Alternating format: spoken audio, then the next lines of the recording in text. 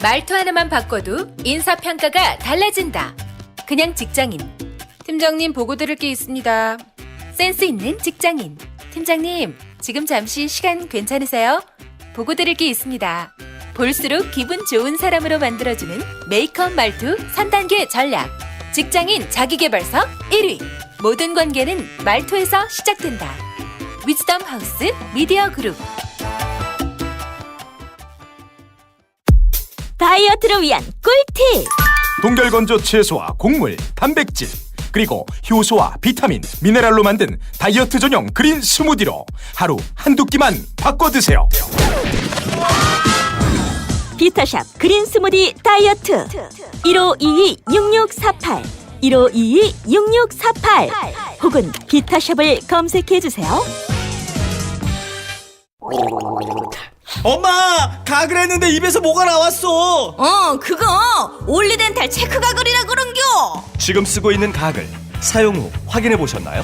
무색소, 무알콜, 무계면 활성제의 올리덴탈 체크 가글은 쉽게 나온 입안의 이물질을 눈으로 확인할 수 있습니다. 딴지마켓에서 판매 중입니다. 한글도 남보다 빨리 깨치고 참 똑똑했는데 갈수록 실력이 뒤처지는 것 같아 걱정이에요. 혹시 초등학교 교과서 본 적 있어요? 어려운 어휘가 너무 많아요. 학교에서는 어휘 개념을 하나하나 설명해 줄 시간이 정말 부족하잖아요. 그럼 어떡하죠? 내 아이의 어휘만큼은 내가 책임져야죠. 어휘 공부의 정성. 초등어휘 3천, 초등어휘 5천. 검색창에 초등어휘 3천을 쳐보세요.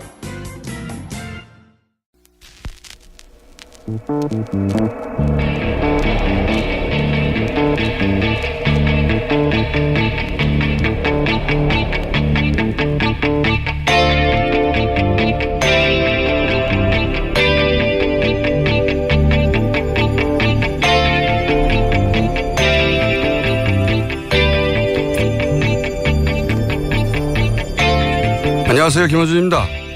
그러면 제가 물어보겠습니다. 지금 남양주에서 비프로닐이 검출이 됐잖아요. 예. 그러면 그 검출된 것이 어디로 갔습니까? 유청 추리를 알고 있습니까? 어디로 가 있어요 지금? 추적하고 있고요. 하고 있다는 게 무슨 소리입니까? 지금 추적할 수 있는 그 맥이 다 있는 거냐고요. 중간 그 수입 단계, 그 수입체들한테 가서 다 수거 지금 조치를 하고 있습니다. 수거를 도대체 어디로 간지를 알아야지 수거를 하는데 거기서 간 게 어디로 갔습니까? 자유한국당 김승희 의원이 국회 복지위에서 류영진 식약처장을 상대로 살충제 계란 유통 상황에 대해 질책하는 내용입니다. 류영진 식약처장이 임명된 지 한 달 만에 살충제 계란 사태가 터졌다고 해도 정부의 소관부처장은 제가 한 달밖에 안 돼서 라고 변명할 수가 없죠. 한 달이 아니라 임명 단 하루 만에 사고가 나더라도 국민 정부의 책임을 소관부처의 장에게 묻는 게 당연합니다. 그러라고 정부가 있는 거고 그러라고 부처의 장이 있는 거죠.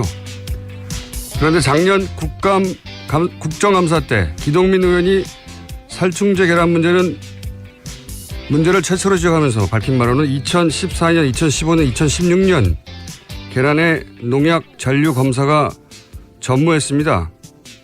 그렇게 농약 잔류 검사가 전무했던 2014년, 2015년, 2016년에 식약처 차장과 처장을 했던 사람이 바로 김승희 의원이죠.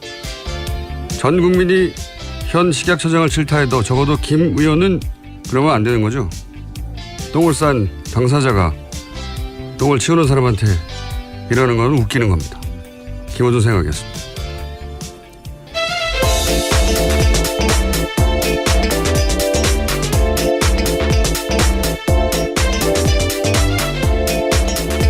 자, 바람 새는 월요일이 돌아왔습니다. 시사인의 김은지입니다. 네. 계란 사태가 아주 계속되고 있습니다. 네, 지난주에도 계속해서 전해드렸는데요. 관련 뉴스가 있죠? 네, 오늘 아침 한겨레신문 단독 보도부터 전해드리겠습니다. 네. 농림축산식품부가 지난 4월에서 5월에 이뤄진 친환경 달걀 검사에서 살충제 성분 검출한 다음에 해당 농가의 달걀을 폐기하도록 조치한 사실이 뒤늦게 확인됐다라는 겁니다. 농심부는 폐기 처분을 내린 당시에는 물론이고요. 살충제 달걀 파문이 일고 나서도 이런 내용을 공개하지 않았다라고 지적하고 있습니다. 그렇군요. 4월에 했는데 이미 발표를 하지 않았다. 네, 특히 해당 장관은요, 지난 17일에 국회에 출석해서 프로노빌, 그러니까 지금 문제가 되고 있는 성분에 대해서는 검출되지 않았다라고 밝히면서도요, 비펜트린이라는 성분이 검출된 사실은 아예 언급하지 않았다라고 지적하고 있습니다.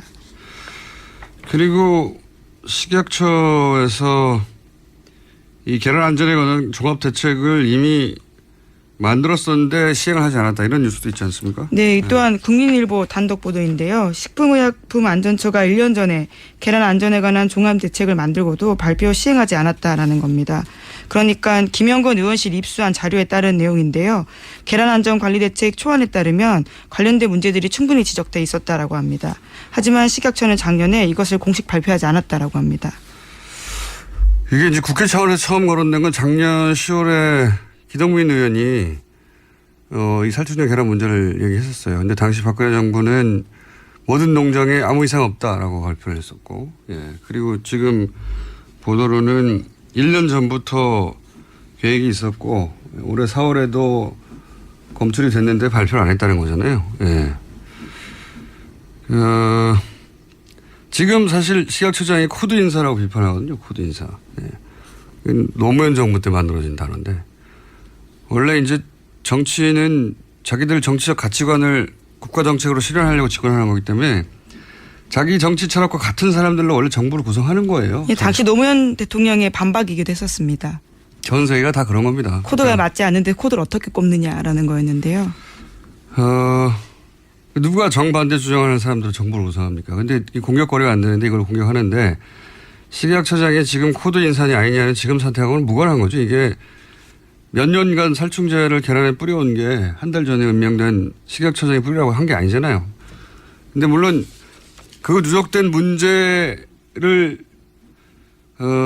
지금 어떻게 대처할 것인가. 네, 관리 책임도 예. 문제는 있긴 있습니다. 그거는 이제 현 식약처의 비판 받을 수 있는데, 그 이전의 문제들, 누적돼 온 기관의 문제들, 지금도 대부분 박근혜 정부 시절에 이렇게 저렇게 했다는 거 아닙니까? 예. 그리고 최근 3년간 식약처에서 혹은 정부에서 농약 검사를 안 했다는 게 이미 작년 10월에 밝혀졌고, 근데 그 시절에 식약처장이 이렇게 따져 묻는 거는 이건 말이 안 되는, 염치는 있어야죠.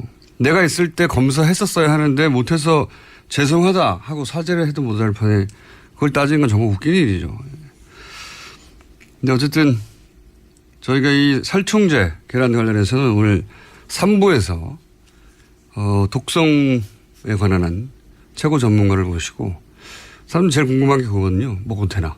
그렇죠. 아무래도. 네, 뭐가 되나. 왜 이렇게 오랫동안 이런 일이 있었나 따져볼까 합니다. 자, 계란은 그렇고요. 다음 뉴스는요? 네, 국정원 적폐청산 TF 관련 소식도 계속해서 전해드리고 있는데요. 그 소식도 전해드리겠습니다. 민간인 댓글팀장 30명에 대한 정보 등이 검찰에 넘겨졌다라는 뉴스는 이미 전해드렸습니다. 그런데 이들에 대한 새로운 소식이요, 오늘 아침 한겨레신문 보도로 나왔습니다. 이들 대부분이 이명박 전 대통령 지지단체 소속이라는 건데요. 해당 단체 이름은 자유주의 진보연합, 선진미래연대, 자유한국연합 등입니다. 이들 단체는요, 모두 2007년 12월, 그러니까 이명박 전 대통령이 당선된 대선 즈음에 설립됐다라고 하는데요. 대부분 활동들은 4대강 사업, 또 이명박 정부를 비판하는 인사나 단체를 종북으로 속칭 찍어서 낙인 찍는 일을 주도했다고 합니다. 이들 단체는 같은 곳에 이름을 정하는 것 같아요. 다 굉장히 키워드가 비슷합니다. 비슷하죠. 예. 자유, 뭐 애국, 예. 선진, 미래 이런 거 들어가면 의심해 봐야 됩니다. 근데 지난주에도 잠깐 언급했지만 이들 단체가 지속 가능하도록 국가 예산을 조직적으로 지원했다 얘기를 드렸었는데 오늘 뉴스가 나왔네요. 그러니까 단체를 만들어 놓고 정부 기관에서 이들 단체의 돈줄을 만들어 줍니다. 예. 네, 그렇죠. 이를테면요, 미소재단이나 보건복지부로부터, 그러니까 민생경제정책연구소에서는요 돈을 받게 되고요. 또 공익사 활동 지원 사업에 선정돼 가지고 관련 단체들이 돈을 받습니다. 몇십억씩 줍니다. 예. 이들 단체가 그래야지 활동해서 할 수 있으니까. 그 댓글 작업이라는 게 단순히 게시판에 글을 쓴다는 게 아니고 자국면을 상대로 해서 이제 여론 조작을 하는 거죠. 네. 원세훈 전 원장이 직접적으로 그렇게 이야기를 했었죠. 여론 조작을 하는 건데 이걸 조직적으로 체계적으로 세금으로 써서 만들었다는 거죠. 그리고 전방위적으로. 지난번도 계속 얘기했지만 종교인 혹은 종교단체 특히 보수 개신교 인들이 이 사안에 개입했을 개연성이 대단히 높다라고 말씀드렸는데 방금 얘기한 그 민생경제정책연구소 소장도 목사예요. 네, 김진홍 목사라고요. 네. 사단법인 뉴라이트에서 이름을 바꾼 곳입니다. 자, 보수 개신교가 왜 이런 일에 연루되어 있는지도 그걸 꼭 따져봐야 될 거라고 봅니다. 개인도 있고 단체 수준에서도 있을 거라고 보는데. 다음 뉴스는요? 네, 계속해서 관련된 뉴스입니다. 인터넷 여론조작 작업에 참여했던 한 인사가요, 내부 고발을 또 했습니다. 경향신문과의 인터뷰에서인데요, 동화작가 송명훈 씨입니다. 2012년 대선 당시에 문재인 후보를 비방하는 인터넷 사파 작업했다라고 증언한 건데요. 2012년 10월부터 12월 중순까지 건당 5만 원 받고 만화에 말풍선을 채워넣는 일을 했다라는 겁니다. 구체적으로 내용을 보면요, 문재인 후보가 아방궁에 산다거나 300만짜리 소파에 60만 원짜리 안경테 쓰고 앉아있다. 이런 내용입니다. 안경테 또 나왔네요. 그런 만화를 그리면 비방하는 거기다가 이제 만화를 그린 사람은 따로 있고 그 만화에 말풍선을 채운 사람은 따로 있었고 이분의 자신은 말풍선을 채워 넣었다는 그렇죠. 건데요. 이런 만화에 예. 누가 돈을 줬는지 모른다는 거고. 예. 그리고 나뿐만 아니라 여러 사람이 그런 일을 했다는 거고. 예, 한 달에 최대 70만 원 받았다라고 하고요. 한 건당 5만 원씩. 그리고 막판에는 또 돈을 못 받았다라고 합니다. 떼먹었군요. 그리고 나서 그렇게 그리면 지금 아까 얘기했던 그런 보수단체, 보수단체 무슨 청년연대 이런 데서 뿌리는 거죠. SNS 통해 가지고. 이렇게 조직적으로 한 거예요. 이 돈이 다 어디서 나왔나? 철저히 파헤쳐서 연루된 사람들은 다시는 공직에 있지 못하게 해야 되고 지시한 사람들은 엄벌에 쳐야 되죠. 일단 국가 세금을 하지 않겠습니까? 자기 주머니 돈을 털었을 리가 있나요, 이런 걸. 자, 다음 뉴스는요. 예, 적폐청산 관련해서 계속 뉴스 전해드리면요. 지금 공식적으로 국정원이 꼽고 있는 적폐청산 리스트가 14가지입니다. 그중에 또 하나 내용인데요. 우병우 전 민정수석과 관련된 국정원 내부 보고서도 언론에 폭로가 됐습니다. SBS가 보도한 내용인데요. 국정원의 국내 정보 수집을 총괄했던 추명호 전 국장이 우 전 수석과 지나친 유착관계에 있다라는 보고서 내용이 담겨 있다고 합니다. 국정원 보고서가 그렇다는 거죠. 예, 그렇죠. 관련해서 이미 이 내용들은요, 지난해 10월 달에 최순실 게이트 터지면서 나오긴 했었는데요. 국정원은 그것보다 1년 8개월 전에 이미 알고 있었다라는 거죠. 국정원이 뭐 최순실 모를 리가 있을 수 있습니까? 이 추 전 국장은 결국 최순실 라인 아니냐 이런 의혹을 계속 받아왔죠. 이 3인방한테 직보했다. 예. 직보했다. 국정원 내에도 최순실 라인이 있었던 것이고 그 연결고리에 추국장이 있는 거 아니냐 라는 의혹 제기가 있는 겁니다. 내부적으로도 그렇다라는 보고서가 나왔지만요. 추 전 국장은 아무런 징계 없이 퇴사했습니다. 그러니까요. 여기 대해서 당시 이병기 국정원장도 이 보고서 내용이 사실이라고 했죠. 예. 그러니까 최순실 라인이 맞는 거죠. 예. 그러니까 여기저기서 직거래했던 사람들이 나오는 겁니다. 보고서 국정원 내부 보고서가 추 국장이 소위 3인방에 직보했다 하는 것도 파악하고 있었고 전 국정원장이 보고서 내용이 사실이라고 했으니까 징계 대상인데 지금은 그냥 아무 문제 없이 퇴직을 했고 지금이라도 따져야죠. 다음 뉴스는요. 네, 또 하나 더 전해드리면요. 국정원 적폐청산 TF에서 하고 있는 건 중에 하나가 속칭 최동국 사찰 건입니다. 이와 관련해서 국정원이요, 당시에 직원을 재조사했다라고 합니다. 굉장히 웃긴 사건이죠. 이때 국정원 직원이 최 총장을 뒤조사했는데 어떻게 한 거냐? 그래서 혼자 했는데 뭐 어떻게 시작한 거냐? 강남의 한 식당 화장실에서 듣고 우연히 첩보를 들었다라는 거죠. 꼬리 자르기를 해도 검찰총장을 날리는데 국정원 직원이 식당 화장실에서 우연히 듣고 했다는 게 말이 됩니까? 꼬리 자르기를 한 건데 해도 좀 폼나게 하면 안 되나요? 하지만 여전히 국정원 적폐청산 TF 가서도요, 해당 직원은 똑같은 주장을 하고 있다고 합니다. 화장실에서 들었다고요. 확인할 수가 없잖아요. 지시를 받고 했다고 하면 윗선이 문제가 되니까 화장실에서 듣고 혼자서 했다는 겁니다. 혼자서. 그래서 지휘선상에 있는 서천호 당시 2차장 등에 대한 조사도 검토하고 있다고 합니다. 인정하지는 않겠죠. 어쨌든 그 사안도 지금 조사 중이다. 다음 뉴스는요? 네, 오늘부터 한미 군사훈련인 을지 프리덤 가디언 연습이 시작됩니다. 고조됐던 한반도 군사적 긴장에 비춰볼 때는요, 올해 군사훈련은 강도가 높지 않다라는 반응인데요. 훈련에 참여하는 미군 규모가 지난해보다 30% 줄었기 때문입니다. 알겠습니다. 관련 뉴스는 저희가 쭉 전해드렸는데 이제 북한과 관련된 이거 관련해서 지난주에 스티브 배넌 예. 인터뷰 말씀드렸었죠. 그때 배너는 주한미군 철수 얘기했었는데 제가 경질 될 것 같다고 자기가 철수하자고 한다고 되냐고 뉴스가 아니라고 그랬었는데 결국 경질됐어요. 네. 네, CNN이 그 해당 발언들이 경질 결정타가 됐다라고 알리기도 했습니다. CNN은 그랬는데 그보다 훨씬 더 내밀한 미국 정치 얘기를 하는 포린 폴리시 같은 전문지, CNN은 그냥 대중지죠.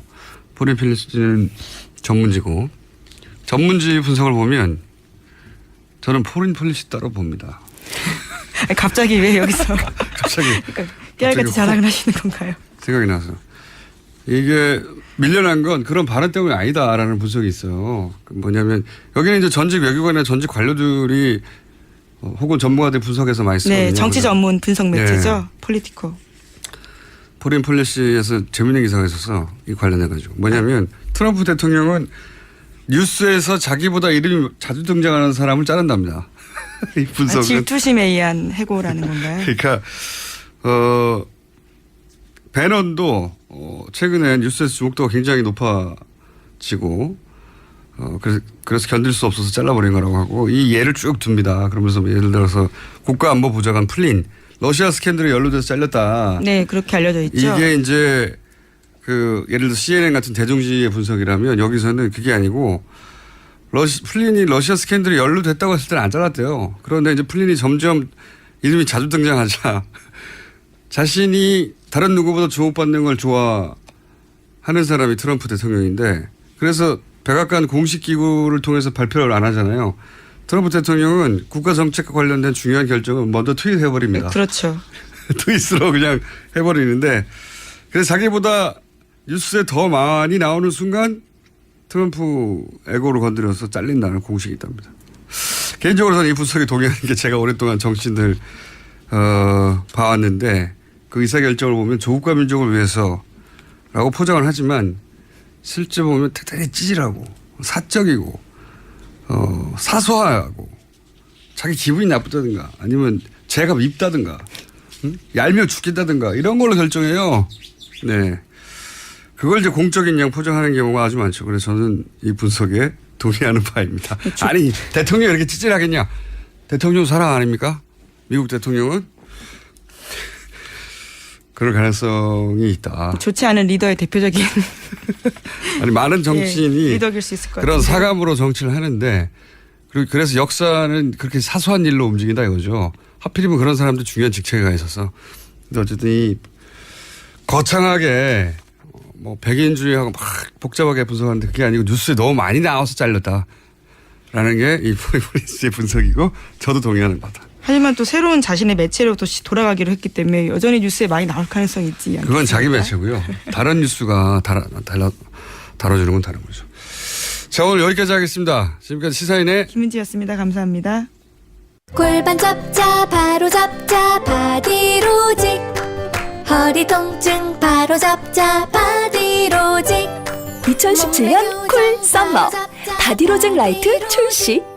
통기성이 좋아 땀 걱정 없이 한여름에도 쾌적하게. 입은 듯 안 입은 듯 가벼움의 신축성은 그대로. 자세가 좋아지는 골반 교정 타이즈 바디로직 검색창에 골반 교정 바디로직 라이트. 아무도 묻지도 따지지도 않고 가입하셨다고요? 보험은 너무 어려워요. 걱정 마십시오.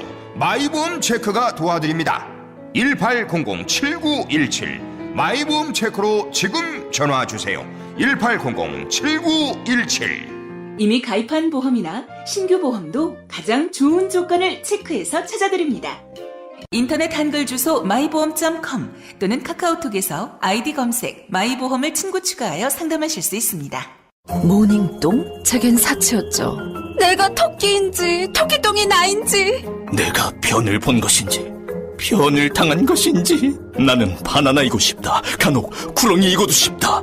미궁 대장사랑! 빅동의 추억 미궁 대장사랑이 찾아드립니다. 혈중 콜레스테롤 개선과 배변 활동에 도움을 주는 건강기능식품입니다. 검색창에 미궁 대장사랑. 미궁 장사랑 이름 바꿨어요. 프로바이오틱스 12종 추가. 미궁 대장사랑.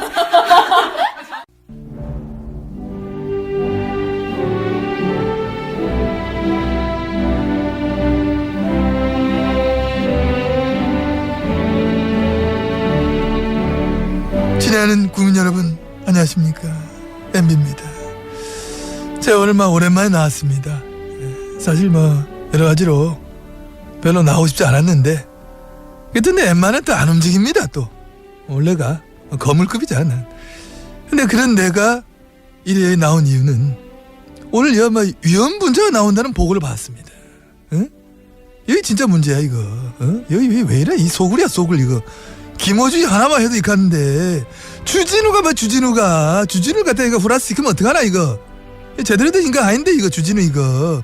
근데 이거 그 당시 불에 뽑았어야 되는데. 아무튼 국민 여러분, 오늘 이어서 나오는 이야기는 볼륨을 높이고 그거하고 귀를 쫑긋 세우고 정신을 바짝 차리고 들으면 안 됩니다.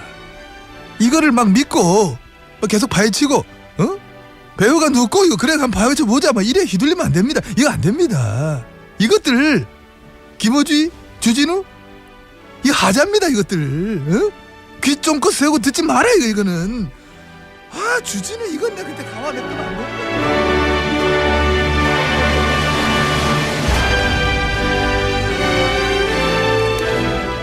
최근 국정원 댓글 사건부터 시작해서 이명박 전 대통령 이름이 자주 등장하죠. 이명박 전 대통령 관련 사건 중에 가장 오래되고 가장 유명한 건 다들 아시다시피 BBK입니다. 이 BBK 관련해 완전히 새로운 단서가 처음으로 나와서 오늘 공개합니다. 네, 주진우 기자 나왔습니다. 안녕하십니까? 안녕하십니까? 예, BBK 사건은 워낙 오래돼서 간단하게 사건 개요 중요한 몇 가지만 짚고 넘어가겠습니다. 우선 다스라는 회사 기억나실 텐데, 다스 이명박 전 대통령의 형 이상은 씨와 처남 김재정 씨의 공동 명의로 된 현대자동차 시트 납품 회사죠. 네. 사실은 이명박 전 대통령의 차명 회사로 지목된 회사입니다. 오래전부터 그런 얘기가 있어요. 네, 거의 증명이 되다시피 하는 회사입니다. 자, 그런 다스 회사를 일단 기억해 주시고요. 또 하나는 이 다스에서 BBK에 190억이 투자됩니다. 네, 중간과정 생략하고. 그리고 BBK가 우여곡절 끝에 옵셔널 벤처스라는 회사가 됩니다. 네. 오늘은 옵셔널 벤처스가 BBK의 마지막 형태였다. 이것만 기억하시면 되는데, 이 옵셔널 벤처스가 주가 조작으로 소액 투자자 얼마를 손해를 입혀줬대요? 약 600 아니에요? 600? 600여 명입니까? 600억. 사람은 5천여 명, 액수는 1,000억 원대입니다. 1,000억 원대입니까? 네. 네. 5천여 명의 투자자 1,000억 원대 피해액이었습니다. 그리고 그때 이 옵셔널 벤처스의 대표였던 사람이 김경준 씨죠. 김경준 씨가 얼마를 횡령 미국으로 갔죠? 384억을 횡령했습니다. 예. 주가 조작이나 다른 사기로 대한 이익금 빼고 횡령 액수만 384억. 예. 여기까지 이제 기억을 떠올려 보시고, 이때 김경준 씨가 미국으로 가면서 투자금을 돌려주고 가요, 일부를. 네. 투자자들이 이명박 전 대통령 가까운 사람들이었어요. 예. 그러니까 개인 투자자들 말고 네. 큰 덩어리의 투자자들, 이 투자자들, 이명박 전 대통령과 가까운 투자자들에게만 돈을 돌려주고 갑니다. 그렇습니다. 삼성생명, 심택, 하나은행 이렇게 이명박 대통령 친분이 있는 사람들한테만 돌려주고 갑니다. 그렇죠. 이상한 일이죠. 도피할 거면 그냥 도피하지 왜 이명박 전 대통령과 친분이 있는 투자자한테만 돈을 돌려주고, 개인 투자자들 돈은 돌려주지 않았어요. 물론. 그리고 다스에서 190억을 투자했는데 그중에 50억을 또 돌려줍니다. 50억만 주고 갔습니다. 이상한 일이죠. 줄 거면 다 주던가 그냥 갈 거면 그냥 가야 되는데 190억 중에 50억만. 네. 갚을 여력이 충분히 있었습니다. 하지만 네. 50억만 주고 갔습니다. 그래서 140억이 남았죠. 요 140억을 놓고 미국에서 소송이 벌어집니다. 옵셔널 벤처스에 투자한 개인들, 이 김경준 씨를 상대로. 그리고 다스가 김경준 상대로 네. 소송이 벌어지는데 그 결과 개인 투자자들은 김경준 씨에게 승소하고 다스는 김경준 씨에게 패소합니다. 그렇습니다. 김경준 씨가 가지고 있던 돈, 그러니까 네. 은닉해놓은 돈이 옵셔널 벤처스에 투자한 투자자들의 돈이지 그 다스의 돈이 아니다. 이런 판결을 내렸습니다. 미국에서. 네. 그러니까 일반 투자자들은 이겼기 때문에 그 돈을 받게 되고 네.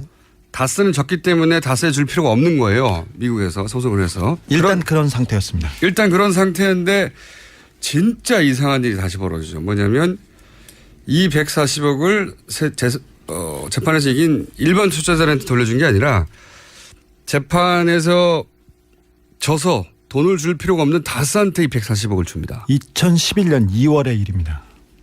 오늘 할 이야기는 어떻게 이렇게 이상한 일이 벌어졌을까? 예? 그 내막을 추정할 수 있는 문서를 처음으로 주진우 기자 오늘 여기서 공개하려고 합니다. 예.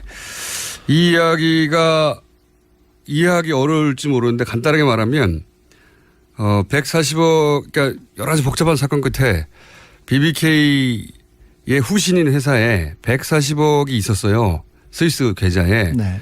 이 돈을 개인 투자자들한테 돌려주라고 미국 재판에서 판결이 났는데 근데 이 돈이 다스에 돌아가는 겁니다. 이명박 대통령이 실소유주라고 의심받고 있는 네. 다스에.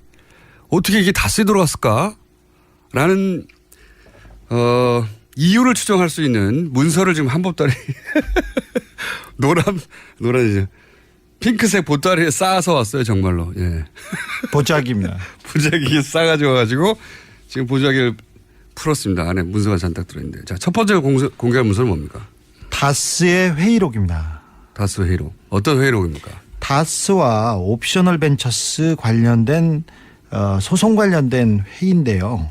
회의를 LA 소재 찻집 화선지라는 데서 했습니다. 2008년 11월 10일 일입니다.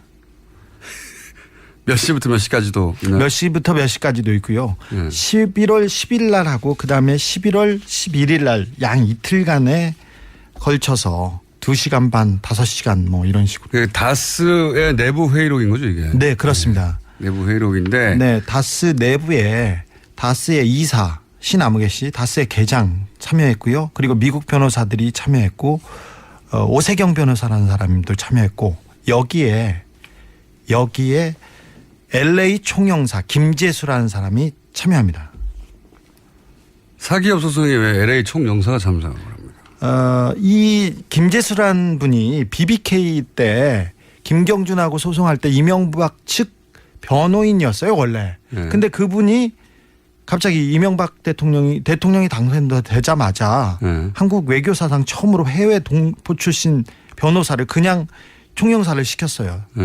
근데 총영사를 시킬 때 임명할 때 그때 이분이 미국 영주권자이셨어요. 네. 근데 그러니까 우리나라 국적자도 아닌데 네. 그 외교사상 처음으로 이런 자리를 줬었죠. 그래서 뭐 뒷말이 많았었는데 이분이 총영사에 가서도 다스 BBK를 보고 있었습니다. 총영사의 신분으로. 네.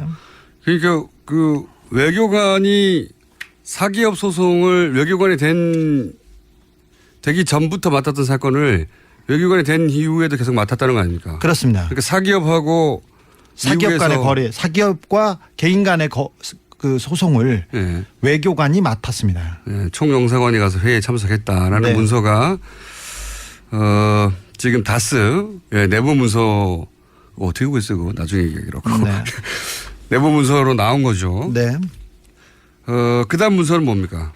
그다음 문서는 김경준 관련 LA 문서가 많아요. 잔뜩 여기에. 네. 네. 김경준 관련 LA 총영사의 검토 요청 사안이라고 LA 총영사 김재수 씨가 검토해가지고 그 위에다 보고한 사안입니다. 작성을 누가 했고 무슨 내용입니까? 청와대 민정실에서 작성한 것으로 보입니다. 다스의 핵심 관계자가 청와대로부터 받았다고 지시를 받았다고 하면서 내놓은 서류 3장짜리 서류입니다. 관공서 형식이고요. 지금 아까 봤던 다스 회의록은 이렇게 다스의 직인이 찍혀 있거나 그렇거나 이런 식으로 보고서 형식으로 돼 있습니다. 여기도 많습니다. 10여 개 있는데요. 이런데 이 문건은 관공서 문건이 분명한 형식입니다. 그러니까 청와대 민정에서 만든 문건인데 네. 내용이 김경준과 옵셔널 벤처스 소송 관련해서 네. LA 총영사에게 네. 이러저러한 사항을 검토하고 그러고 나서 그 결론을 정리한. 네, 그렇습니다.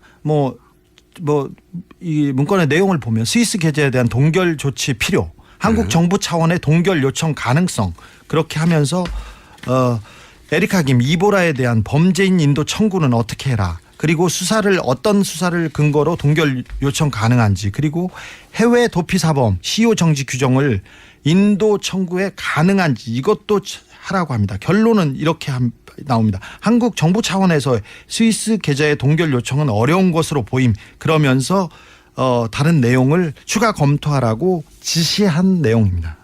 이게 어려운데 요약하면 이런 겁니다. 그러니까 청와대 민정에서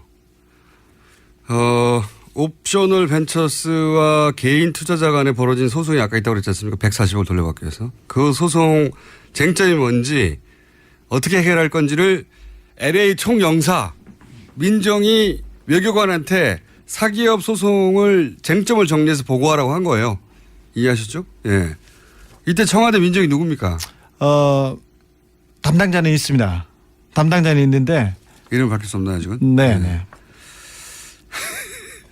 누군지 알지요, 저는. 알겠어요. 그러니까 이게 내용이 그러니까 요약하면 이런 거네요. 스위스 계좌를 동결 가능한지 검토해라. LA 기업의 국내 소환 보니까 문서에 미 국세청 IRS 요청 사항 이런 거. 네, 그렇습니다. 네. 목적이 뭡니까 이런 걸 검토하라게 한? 다스가 돈을 받기 위해서 정부 차원에서 뭘 도와줘야 될지, 뭐가 안 되고 있는지 그런 거를 중간 체크하고 지시하는 내용입니다. 그러니까 140억이 개인 투자자한테 넘어갈까 봐. 네, 그렇습니다. 그걸 어떻게 막을 것인가. 네. 다스가 그 돈을 어떻게 받을 것인가. 네. 140억을 어떻게 뺏기지 않을까 하는 거를 청와대에서 의논을 한 거예요. 청와대가. 네. 청와대가 사기업이 소송에서 져서 그 돈을 개인 투자자들이 가져갈까 봐 그걸 어떻게 막지 하고 회의를 한 내용이고 이 문서를 그럼 누가 가지고 있었습니까? 이 문서는 그 다스에서 이 청와대와 다스 간에 이 문제를 보고하고 이 담당자가 가지고 있었습니다. 다스의 담당자가. 네. 다스는 청와대하고 이 BBK 옵셔널 벤처스가 결국 BBK거든요. 네. BBK 문제를 그 돈 문제를 해결하기 위해서 계속 청와대하고 연결하고 있었다는 직통 라인이 있었습니다. 주로 팩스로 이렇게 했는데 다스는 이명박 전 대통령 게 아니잖아요. 아니, 전혀 아니죠. 공식적으로는. 네, 공식적으로는. 근데 대통령이 되고 나서 네. 다스가 이명박 전 대통령에 직보했다. 네. 다스 140억 관련된 담당 직원이 있었어요. 민정수석실에서. 예. 민정수석실 안에 네. 다스 담당자가 있었고. 예, 따로 있었습니다. 그래서 이 다스에 관련된 지시를 청와대에서 내리면 이 다스 140억 관련된 직원이 따로 있었습니다. 그 직원이 보고를 하거나 보고서를 만들어서 제출하는데 이 부분은 이명박 대통령이 직접 보고를 받았답니다. 그래서 보고가 시원찮거나 절차가 더디면 불호령이 떨어졌다고 그 다스 관계자는 증언하고 있습니다. 자, 그러니까 이명박 전 대통령께 전혀 아니라고 하는 다스가 청와대 내에 다스 담당자를 두고 있었고 민정에. 네. 그 다스 담당자하고 그러니까 청와대 내 다스 담당자와 다스 내에 이 BBK 담당자가 서로 계속 연락을 주고받았고. 네. 그리고 그거는 이명박 전 대통령한테 직보했다는 거 아닙니까? 네, 그렇습니다. 네. 그래서 그 직보가 늦어지면 불호령이 떨어졌다고. 네. 청와대 다스 담당자한테 제가 확인을 했습니다. 그래서 전화를 해서 당신이 다스 담당자라고 하던데요. 그러니까 저는 다스 담당자가 아니고 BBK 담당자였다고. 이렇게.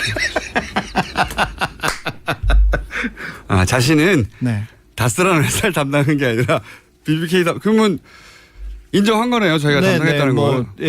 청와대 민정에 있던 사람이 인정했다는 거죠. 네, 부인하지 않습니다. 네. 당신이 다스 담당자 맞냐 그랬더니 아니 다스가 아니고 BBK였다고. 아니 누가 그런 말을 하던가요? 다스에서 이렇게 확인해 줬습니다. 아 그래요? 저는 다스 담당자가 아니라 BBK 담당자였습니다. 이렇게. 그러니까 요 내용은 소송을 지면 140억이 옵셔널 벤처스한테 가는 거 아닙니까? 그렇죠. 실제 소송에 졌죠. 네, 처음엔 졌습니다. 옵셔널 벤처스 사람들로 모인 옵셔널 캐피털이라는 데에 개인 투자자들한테 졌단 말이죠. 졌습니다. 그리고 지고 나서 미국의 스위스 판사가 스위스 계좌를 동결해요. 예.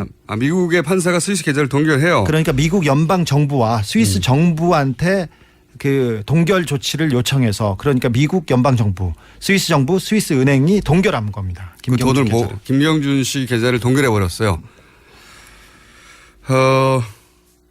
이제 그 전에 있었던 내용이었던 거죠. 네, 그렇습니다. 사태가 어떻게 진행되고 있고 그 돈을 뺏기지 않으면 어떻게 할까, 어떻게 해야 되느냐. 네, 청와대와 외교부 그러니까 LA 총영사가 긴밀하게 협의한 내용들이 나옵니다. LA 총영사가 보고한 내용들이 공식 문서로 만들어진 거예요. 네. 공식 문서라기보다는 공문서 형식으로. 네. 공식 문서는 아니겠죠. 네. 공문서 형식으로 만들어졌는데 그 공문서 형식이 누가 가지고 있었냐면 다스 가지고 있었던 거죠. 예.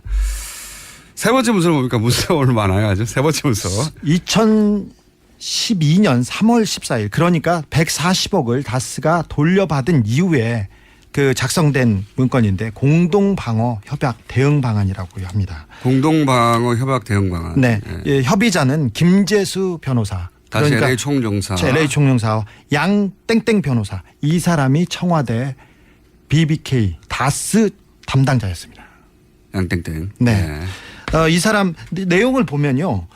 공동 방어, 공동 이익을 위해서 비밀 유지 협약을 체결해야 된다 이런 내용입니다. 그래서 목적이 피고들의 소송에 대해서 원활하게 대응하기 위해서 관련 자료를 공유하라고 하면서 자꾸 비밀을 유지를 하라는 그런 내용입니다. 비밀 유지 협약인데 이게 재밌는 것이 LA 총영사하고 청와대 사람하고 둘이서 협의를 했는데 이게 다스와 그다음에 김경준 간의 거래입니다. 그러니까 개인과 개인 회사의 거래를 LA 총영사하고 청와대 사람이 협약을 맺습니다.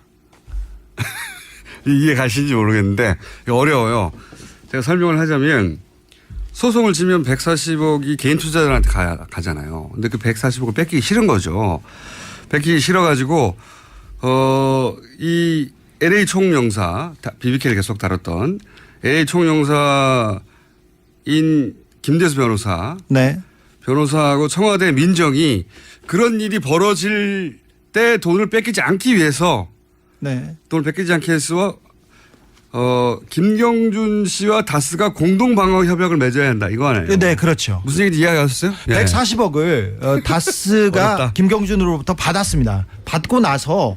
문제가 끝나지 않고 그리고 이면 합의가 있다 무슨 딜이 있다 무슨 FTA 관련해서 뭐가 있었다 이런 식으로 계속 얘기가 나오니까 청와대와 외교부가 만나서 비밀 협약을 맺어라 이 대응 방안을 만들어서 건네줍니다. 개인과 개인 회사한테. 그러니까 재판에 져서 140억이 개인 투자자들한테 가는 걸 막으려고 노력을 했고 돈을 결국은 다스가 받아내요. 받았습니다. 받아내는데 이때 어떻게 140억을 돌려받을까 그 근거를 위해서 비밀 협약을 맺었다는 거죠. 그렇죠. 예, 그런 문서예요.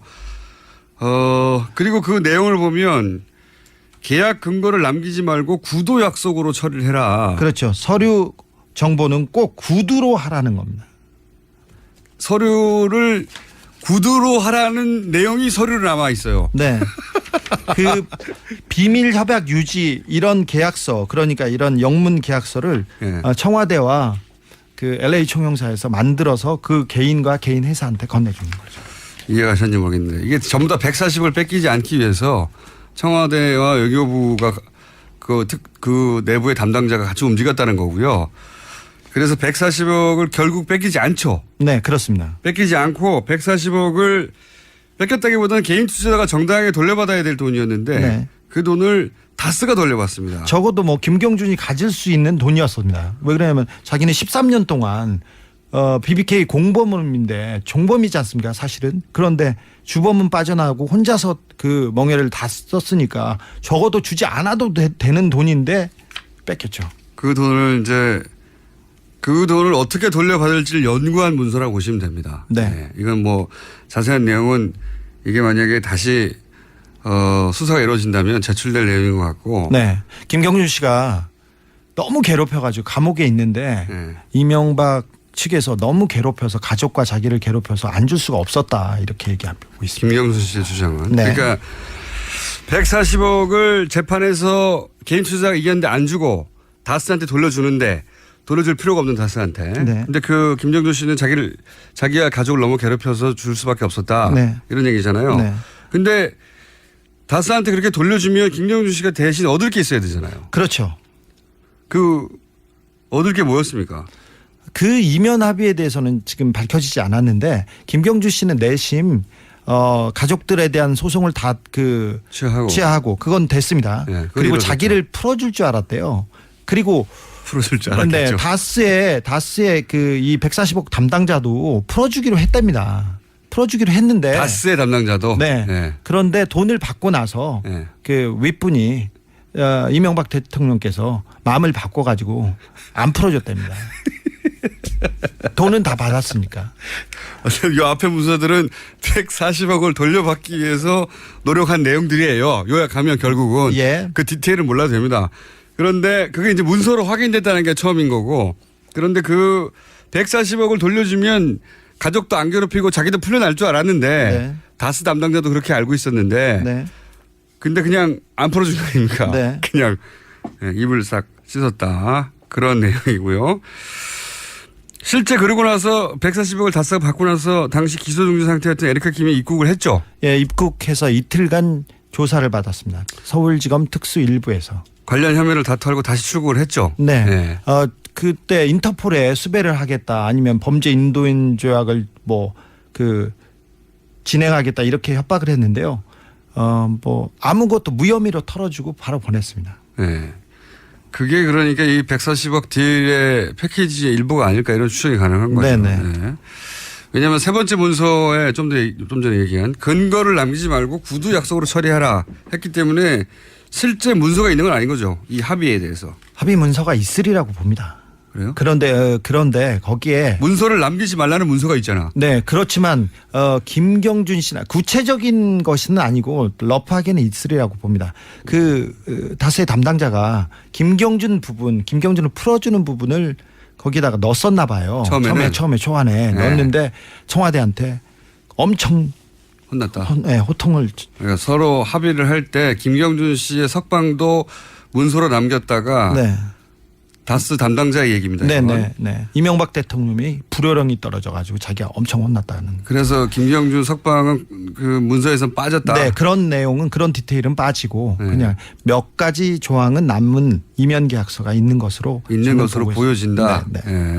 근데 그 문서, 그 이면 계약서는 지금 없고 손에. 그런데 어쨌든 김경준 씨, 그래서 가족들도 풀려날 줄 알았고 김경준 씨도 풀려날 줄 알았다는 거죠. 네. 안 풀려났다 결국은. 그러면 여기서 궁금한 게 미국의 연방판사가 스위스의 김경준 씨 계좌를 동결시켰잖아요. 네, 그렇습니다. 그렇죠?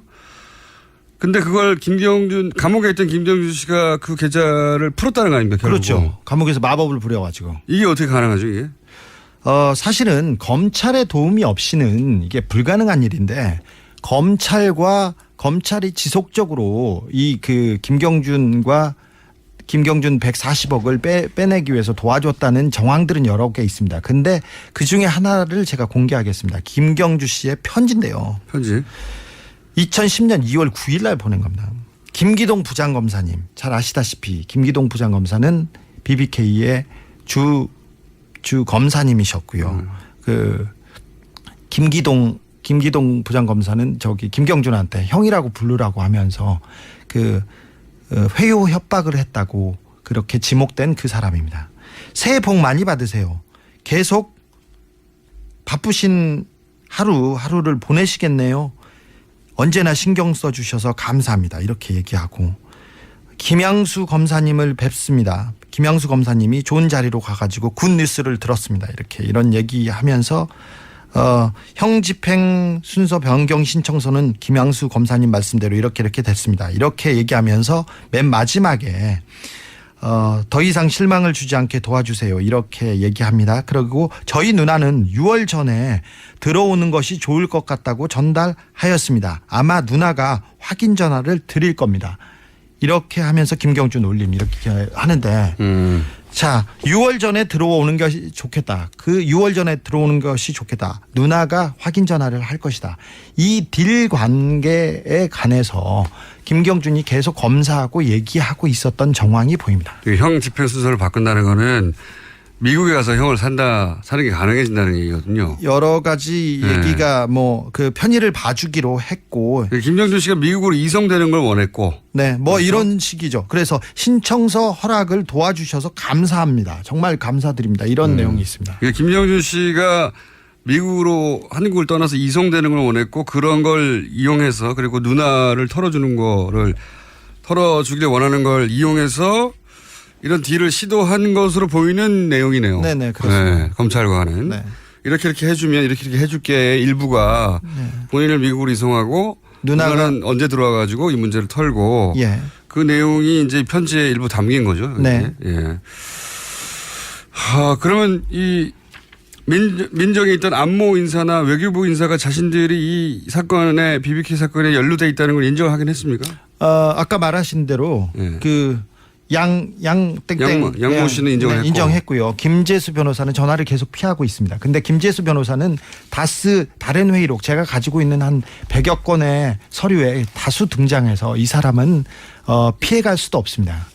그리고 다스 측에도 확인을 했는데요. 사실 다스에서 이 문제를 담당했던 분이 저한테 그 모든 얘기를 털어놓으셨어요. 그리고 지금 다스의 실권자이신 이명박 대통령의 아들 이시영 전무한테 여쭤봤습니다. 제가 전화 받았습니다. 140억을 받기 위해서 청와대가 움직인 정황, 아버지가 움직인 정황을 알고 계세요? 그러니까 깊은 한숨을 쉬시고요. 그리고는 아니요 할 수도 있잖아요. 깊은 한숨을 쉰 다음에. 아니요. 주진우 기자입니다. 오랜만에 뵙습니다. 그랬어요. 제가 좀 단연간 괴롭힌 그게 있지 않습니까? 그랬더니 한숨을 쉬시면서 자기는 모르는 일이라고 죄송하다고 이렇게 끊더라고요. 자기는 모르는 일이라고. 자, 오늘 네 가지 문서를 얘기를 했는데 마무리를 해야 하는데 시간이 약간 부족하네요. 한 3, 4분 정도 마무리를 할까요 말까요? 해야죠. 해주세요. 그러면 저희가 3부에서 2분만 더 만나는 걸로 잠깐 쉬었다가 3부에서 다시 뵙겠습니다. 네, 뉴스공장입니다.